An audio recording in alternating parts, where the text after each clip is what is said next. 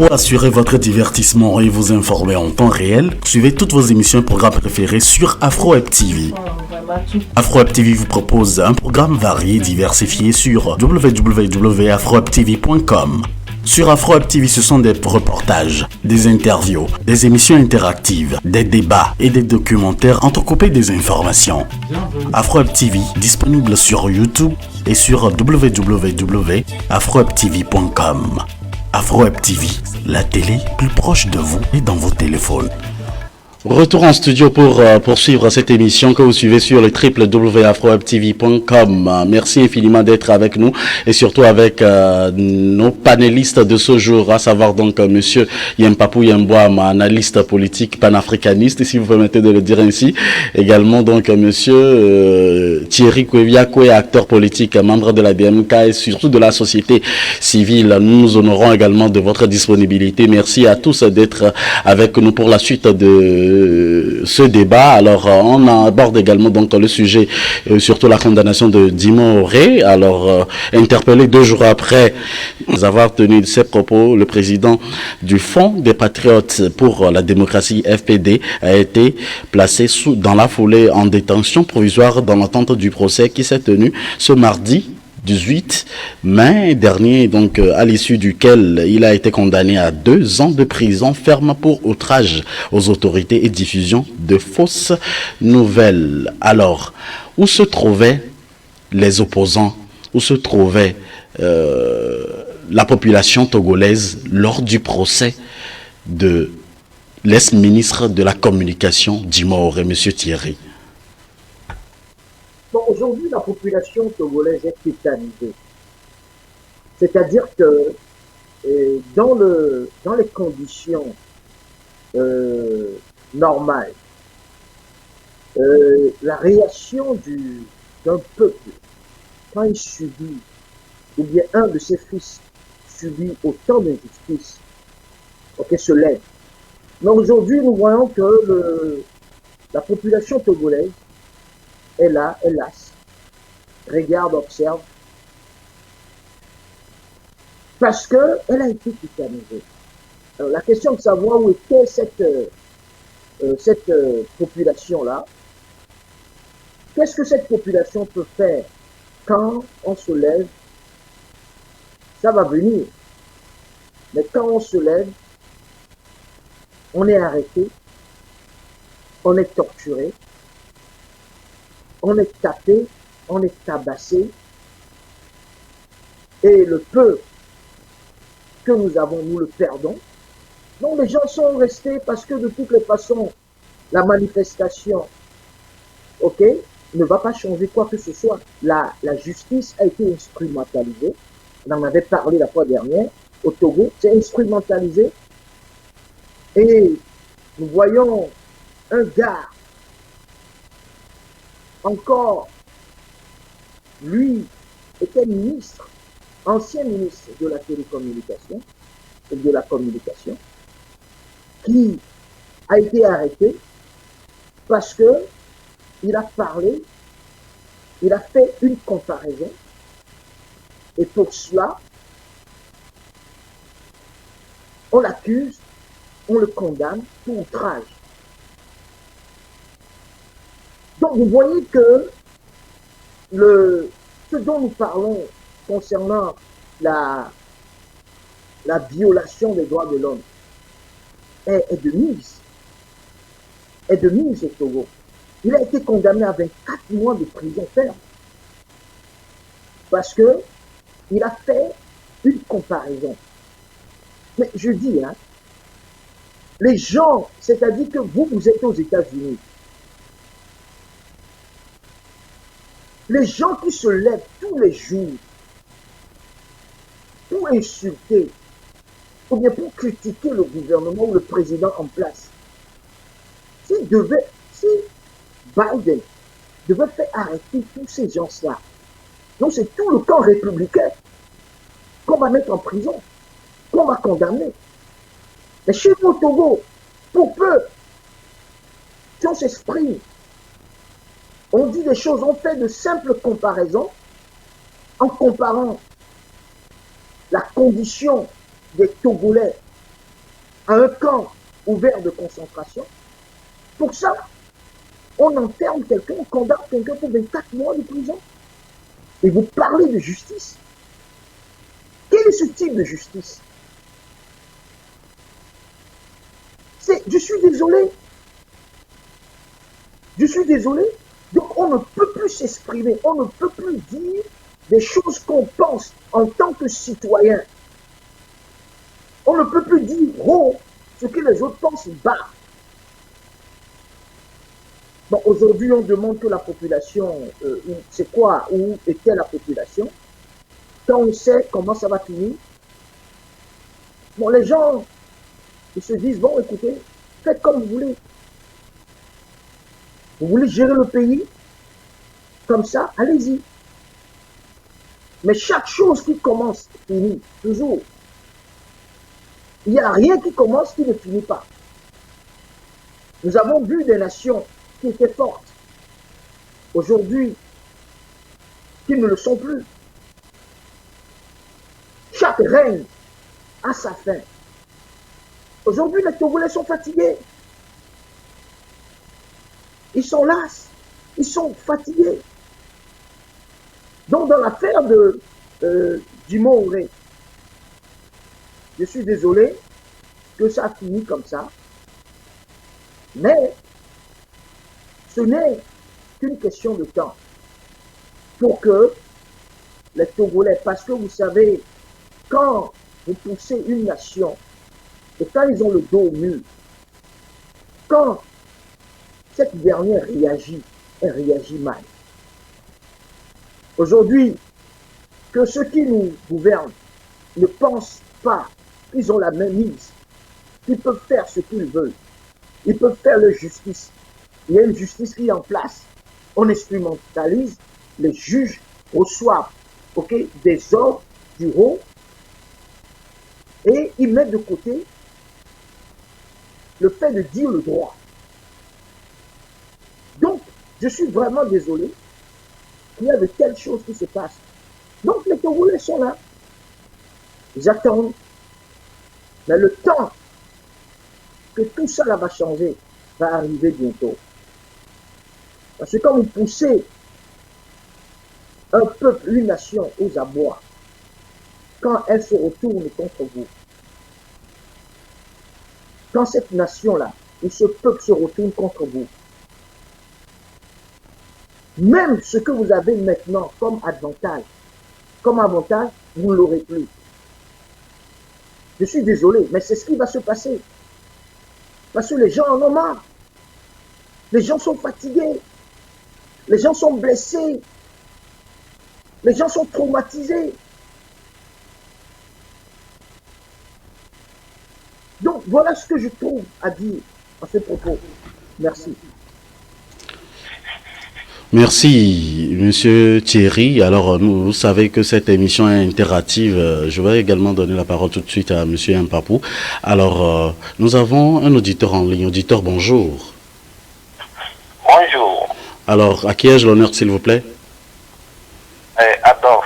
Monsieur Adolphe, merci d'être avec nous aujourd'hui. Alors, dites-nous vos suggestions, votre question, votre contribution. Non, j'ai suivi un peu le développement de M. Thierry Bouillakou et je voulais directement lui adresser une question. Allez-y. La loi sur les manifestations et les libertés individuelles ont été modifiées avec la participation active de son mentor ou de son président, M. Akpeome, qui était à l'Assemblée. C'est eux qui ont modifié cette loi. Aujourd'hui, pourquoi M. Kouyakou se plaint? Merci. Merci, Monsieur Adolphe.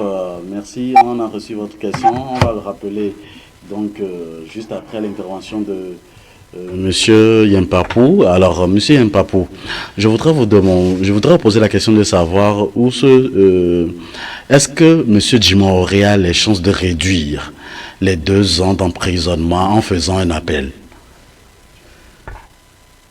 Je crois que dès le début, ma position était claire. Et je suis de plus en plus embêté quand même de savoir que des intellectuels de la trempe, des gens comme M. Thierry, veuillent quand même amener les populations hors cadre. Parce que dire que c'est une injustice, ce qui est fait à Djimon-Houret, je crois que ce n'est pas juste non plus. Et nous avons eu le temps d'évoquer cette question ici et nous avons tous unanimement reconnu que vraiment la comparaison qu'a faite M. Djimon-Houret était vraiment une comparaison inacceptable, même pas pour les simples Togolais que nous sommes. Voilà. Maintenant, il faut tout simplement être humble. Ok. Je voulais tout simplement dire que dans mon pays,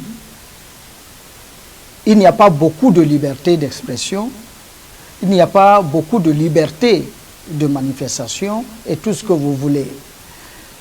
Mais bon, j'ai malheureusement comparé la situation de mon pays à des situations où je crois qu'aujourd'hui, effectivement, la situation ne s'y prêtait pas. Je crois que s'il avait tenu un tel langage, on ne serait pas allé à le condamner à 2 ans de prison ferme. Mais quand des hommes politiques sont mal en point et pensent que pour rebondir sur la scène politique, il faut tout simplement trouver quelque chose pour nourrir ce qui va leur permettre de rebondir, et je crois que moralement ce n'est pas bien. Et les gens pensent que le peuple togolais est encore ce peuple-là dont tout le monde peut venir parler au nom d'eux, hein, sans que le peuple ait à dire son propre mot. Vous avez posé une très belle question. Où était le peuple quand on condamnait justement Djimon-Houret? Et moi, je le dis et je le redis, hein, face à une dictature, à un certain moment donné, quand le peuple a marre jusqu'aux os, il n'y a pas cette armée-là qui puisse retenir un peuple. Il n'y en a pas. Au monde, il n'y en a pas. Les pires dictatures hitlériennes et autres ont été vaincues. Donc, ce n'est pas ce qui se passe dans nos pays-là. Vous avez vu au Burkina à côté, quand Blaise Compaoré a fait tout ce qu'il voulait faire. Mais quand le peuple s'est mis debout, il a dit non, j'ai dit non, il a dû partir. Est-ce que ça veut dire qu'au Burkina, on n'a pas assassiné les gens, on n'a pas tiré sur les populations? Allez-y, regardez les morts que peut-être on ne vous a pas indiqués. Mais il n'y a aucune force qui peut s'opposer vraiment à une population lorsque la population sent que ce sont ses intérêts qui sont intimement menacés. Djimon-Houret a fait une erreur. Malheureusement, il paye le prix de son erreur. Moi, ce que je dis et ce que je peux faire, c'est demander la clémence du pouvoir pour tenir compte du fait quand même que c'est un leader d'opinion, être large par rapport à lui et se dire que bon, peut-être que cela pourrait contribuer au fait que bon, les gens puissent continuer donc d'avoir cette liberté d'expression, les gens n'aient pas peur justement de dire ce qu'ils pensent, etc., etc. Mais quand bien même il a commis une erreur grave, le fait de l'envoyer en prison, ça peut faire en sorte que désormais, même quand quelqu'un a quelque chose peut-être qui n'est pas de cette nature-là, que ça puisse effectivement lui donner suffisamment de peur pour ne pas pouvoir s'exprimer. Et je crois que c'est un peu le danger qui est derrière cette question-là. Sinon, pour être sincère, et moi quand j'ai lu la déclaration de Djimon-Houret, je dis non, mais on ne peut pas se permettre ça, quoi. Voilà, donc j'espère que, en tout cas, cette question-là va se régler au niveau politique et de façon à ce que vraiment la justice puisse revoir un peu cette tendance-là en sa faveur, mais pas parce qu'il a raison, mais parce que vraiment il aura reconnu qu'il est allé loin. La diaspora donne également ses avis sur les questions de l'heure et les questions de l'heure. On aborde le troisième sujet de ce jour, à savoir la condamnation de l'ex-ministre de la Communication, Monsieur Djimon Auré. Alors, je voudrais revenir sur la question de l'auditeur, soit du téléspectateur qui nous avait appelé, et il parlait également donc de l'annulation de la loi sur les manifestations sous Dr Agbéome et sur la modification des manifestations. Merci, Monsieur Mpapou. Alors, pourquoi est-ce que Monsieur Thierry se plaint? Moi, ma question que je voudrais poser à Monsieur Thierry, que fera la DMK pour aider Monsieur Djimon Auré? Bon, d'abord, je voulais répondre à la question, parce que, la modification sur les manifestations au Togo n'a pas été faite sous le président démocratiquement élu, Agbéome Kodjo. Il était à l'Assemblée, parce que cette loi-là a été passée, mais il n'avait pas la majorité à l'Assemblée, en fait. La majorité, c'était RPT UNIR qui avait la majorité, qui avait passé cette loi-là. Donc, pour celui qui a posé la question, donc, moi, je ne me plains pas en quoi que ce soit, et surtout que je pense que la question est d'accuser Dr Agbéome Kodjo de ce qu'il était là quand vous êtes mis en minorité. Même quand vous n'êtes pas contre, quand vous n'êtes pas pour, pardon, qu'est-ce qui se passe? La loi passe quand même, ok? Parce que c'est la loi de la majorité. Donc ça, c'est pour répondre à cette question. Donc, on ne peut pas accuser Dr Agbéome Kodjo, ok, d'être l'auteur de la modification, ok, de la loi sur les manifestations. Non, ça c'est un non catégorique. Maintenant, la deuxième question, la question que Monsieur Abdelida m'a posée. Est-ce que vous pouvez répéter cette question-là très rapidement? Oui, que fera la DMK pour aider Monsieur Djimon Auré à sortir de cette situation ou peut-être à lui alléger un peu la tâche, puisqu'on connaît que vous avez beaucoup de connaissances, vous avez des avocats, vous avez tout un panel de personnes, une pluralité de personnes et vous connaissez également donc le gouvernement en place où vous pouvez discuter avec eux pour qu'on lui pardonne sur ce plan. Bon, avec Monsieur Djimon Auré, ce qui va se faire, c'est qu'il va falloir faire un appel. Donc la DMK peut apporter son expertise, il va apporter son expertise éventuellement pour aider, comme tous les Togolais, c'est pas seulement Djimon Auré, tous les Togolais qui se trouvent dans cette situation-là, le but de la DMK, c'est d'aider à les sortir des géants, ok, de ce régime, ok, de la main de cette justice qui n'est pas une justice. Ça, je le dis encore. Vous voyez, quelqu'un qui prophétise, on le met en prison. Le prophète Esaïe, je ne sais pas comment il s'appelle, le prophète Esaïe, il reçoit un message du Seigneur, on le met en prison. Vous savez le nombre de prophètes qui ont prophétisé que Trump n'allait pas passer quand il était encore au pouvoir. S'il devait mettre les gens, les prophètes, tous les prophètes en prison, les prisons aux États-Unis n'auront plus de place pour qui que ce soit. On le met en prison, vous appelez ça la justice. Quelqu'un qui reçoit un message de Dieu, vous le forcez à changer le message. Et vous appelez ça justice parce que la personne a refusé. Vous avez mis la personne en prison. Et vous savez, ce prophète Esaïe, il a perdu sa maman. Quand il était encore en prison, il a demandé à aller à l'enterrement. On lui a dit niet. On lui a dit niet. On lui a dit non. Voilà ce que nous vivons au pays. Voilà ce que nous vivons au Togo. Et voilà ce que Djimon Auré, c'est ce qui se passe quand nous parlons d'injustice. Moi, je ne suis pas d'accord du fait que, bon, la comparaison qu'il a fait est extrême. Non, mais c'est la réalité. C'est la réalité des faits. Bon, éventuellement, on n'a pas... mais la situation que les Togolais vivent, mais c'est exactement ça. c'est ça. Donc, la DMK, pour revenir à la question, la DMK a toujours usé de ses experts, de son expertise, pour aider les gens qui se trouvent dans des situations comme Dimoré. Donc je pense pour lui, ça va pas être différent. Nous allons mobiliser ce que nous pouvons faire pour le sortir de là. Mais encore une fois, la solution à ce problème togolais, c'est l'alternance. C'est l'alternance pour laquelle les Togolais ont voté depuis le 22 février 2020 et qui tarde à se réaliser. Si nous avons l'alternance, si nous avons le changement, le système judiciaire va connaître des modifications, des changements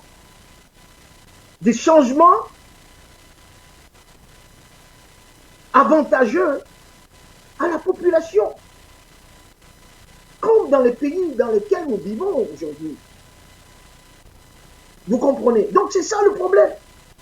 Ou c'est juste, chez nous, c'est juste un parti qui prime. Ce que le parti au pouvoir dit, c'est ce qui va se faire, ou c'est ce qui se fait, pas autre chose. Même pas la loi, les droits que nous avons. Non. C'est de ça que nous parlons. Et c'est de ça que Dimoré parle. Donc, oui, nous allons apporter notre aide à Dimoré pour qu'il puisse sortir de cette condamnation qui, encore une fois, est injuste pour nous, à la DMK. Merci Monsieur Thierry pour votre intervention et je suis fier également de vous écouter. Si les gouvernants le permettent, on pourrait les recevoir également pour avoir leur avis sur cette problématique. Si vous vous trouvez du côté de la diaspora et que vous voulez participer également à cette émission, appelez-nous sur le numéro affiché à votre écran 319 462 89 79 pour nous donner votre avis également sur cette question. Vous voulez être également invité au studio ou également être en duplex avec nous, dites-le nous par messagerie, par WhatsApp ou par appel également et nous serons fiers de vous pour que vous puissiez également contribuer de votre manière aussi à l'évolution de l'Afrique. Nous parlons également du cas Dimoré, de sa condamnation. Alors, monsieur Yampapou, le souhait de tous les Togolais aujourd'hui est que le gouvernement pardonne à monsieur Dimoré pour ce qu'il a dit, ou soit qu'on allège un peu sa sentence qui est de 2 ans ou soit 24 mois. Alors, que dites-vous et que conseillerez-vous à monsieur Dimoré pour fermer cette parenthèse sur cette thématique-là? Oui, si je dois parler à M. Dimoré, je crois que je ne change pas de langage. Il va falloir qu'il demande pardon. Il n'y a pas 36 solutions. Mais je crains que des discours comme ceux tenus par M. Thierry et la dynamique Kodjo ne viennent plutôt envenimer la situation. Moi, je ne peux pas comprendre quelqu'un qui lui-même fuit. Et il ne peut pas se défendre lui-même. Et puis, il dit qu'il peut défendre quand même quelqu'un d'autre. Non, il faut qu'on arrête. Soyons humbles, quoi. Soyons vraiment humbles. Et Agboyemo Kodjo, il a pris la fuite. Lui-même, c'est lui qui a dit qu'il est dans un champ de maïs. Nous, on ne sait pas c'est où. Ensuite, Monseigneur Kodjo, on a d'abord appris qu'il est au Ghana. Et ensuite, on a appris qu'il est finalement en Europe. Lui-même, il a fui. Bon, maintenant, dites-moi, comment est-ce que vous pouvez aider à régler une situation? La dynamique Kodjo ne peut absolument rien faire. La preuve, le 20 mai dernier, ils ont dit que, voilà, Monseigneur Kodjo devait s'adresser donc au commissaire de l'Union européenne. On n'a rien vu. Et quand on dit que les gens prophétisent, vous savez, nos pays sont fragiles et il faut vraiment qu'on travaille à les sortir de cette fragilité-là. La liberté d'expression, ce n'est quand même pas du libertinage, ce n'est pas n'importe quoi. Et ce qui est dangereux avec la dynamique Kodjo, tel que M. Thierry tient son langage là, ce qui est grave pour nous les croyants, c'est que À un certain moment donné, on veut nous faire croire que nos dirigeants sont plus puissants que Dieu. Parce que ceux-là qui prophétisent, celui-là qui avait prophétisé que Ford devait mourir ou qu'est-ce qui devait se passer, on l'a emprisonné. Mais pourquoi sa prophétie ne se réalise pas? Vous avez déjà vu un dirigeant, un homme puissant, plus que Dieu? Ça veut dire qu'il ment. Alors, on a vu M. Kodjo aussi faire la même chose. Que c'est Dieu qui l'a inspiré, mais aujourd'hui, il est dehors. Non, on n'a qu'à arrêter ça. Dieu n'a inspiré personne. Les gens veulent créer du désordre dans notre pays. Il faut arrêter ça. Le pays, là, c'est un pays pour nous tous. Celui qui peut faire quelque chose pour arranger, on n'a qu'à arranger. On est tous des frères. On n'a qu'à adopter le dialogue qu'il faut, qui permette à tout le monde d'être à l'aise. Encore une fois, je demande au gouvernement, très humblement, de ne pas accorder de l'importance là où il n'y en a pas. Qu'il veuille bien libérer Djibo Auré pour ne pas faire de lui un leader qu'il n'est pas, tout simplement. Merci beaucoup, Monsieur Mpapou, pour votre intervention. C'est votre avis aussi. Et aujourd'hui, dans cette émission, on donne l'opportunité également aux acteurs, aux analystes et surtout également à la diaspora de donner son avis sur les questions de l'heure, ou soit leur avis sur les questions de l'heure. Que pensez-vous de l'actualité africaine cette semaine? Chaque semaine, nous vous invitons à décrypter l'actualité de la semaine avec nous sur votre télé Afro Web TV. Retrouvez les analystes politiques pour donner les différents points de vue sur des sujets de l'heure chaque mercredi à 11h et chaque samedi à partir de 11h Central Time sur Afro Web TV. Pour